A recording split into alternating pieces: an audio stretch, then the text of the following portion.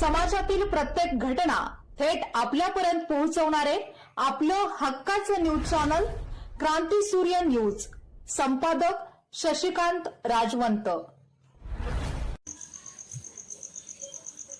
पलूस तालुक्यातील भिलवडी येथील भिलवडी शिक्षण संस्थेच्या माजी अध्यक्षा डॉक्टर चंद्राताई शेनुलीकर यांच्या स्मृतिप्रित्यर्थ बाबासाहेब चितळे महाविद्यालयाच्या मराठी व इतिहास विभागातर्फे आयोजित खुली वक्तृत्व स्पर्धा उत्साहपूर्ण वातावरणात पार पडली.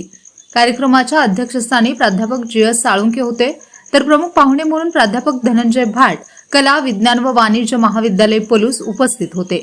यावेळी प्रभारी प्राचार्य प्राध्यापक doctor Suresh Shinde, doctor D P. Kharade, प्राध्यापक डॉक्टर एस.डी. कदम, प्राध्यापक डॉक्टर व्ही.एम. गाडे आणि प्राध्यापक ए.एन. केंगार उपस्थित होते.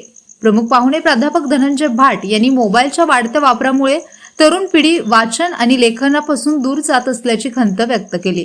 ज्ञानाची खरी शिदोरी पुस्तकात असून वक्तृत्व स्पर्धांसारखे उपक्रम विद्यार्थ्यांमध्ये वाचनाची आवड निर्माण करण्यास महत्वाचे ठरतात, असे त्यांनी सांगितले. अध्यक्ष समारोपात प्राध्यापक जी.एस. साळुंखे यांनीही मोबाईलच्या प्रभावामुळे वाचन संस्कृतीला धोका निर्माण होत असून तरुणांनी पुस्तके आणि विचारांकडे वळण्याची गरज असल्याचे प्रतिपादन केले. 5वी ते पदवीपर्यंतच्या विद्यार्थ्यांसाठी खुल्या स्वरूपात झालेल्या या स्पर्धेत गडहिंग्लज, सांगोला, तासगाव आणि कोल्हापूर येथील स्पर्धकांनी सहभाग घेतला. परीक्षक म्हणून प्राध्यापक धनंजय भाट व प्राध्यापक जी.एस. साळुंखे यांनी काम पाहिले. स्पर्धेतील विजेते पुढील प्रमाणे: प्रथम चारुदत्त महादेव माळी, गडहिंग्लज; द्वितीय प्रणव शशिकांत जाधव, दुधोंडी; तृतीय संकेत कृष्णा पाटील, कोल्हापूर; उत्तेजनार्थ प्रथम भगवंत रामचंद्र कोळी, सांगोला; उत्तेजनार्थ द्वितीय अजय दिलीप सकटे, तासगाव. विजेत्या विद्यार्थ्यांचा मान्यवरांच्या हस्ते सत्कार करण्यात आला.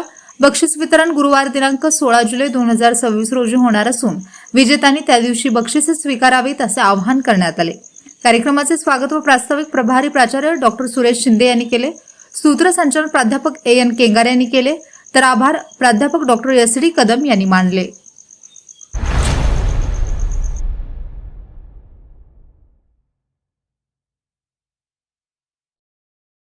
क्रांती सूर्य न्यूज. संपादक शशिकांत राजवंत. सबस्क्राईब करा,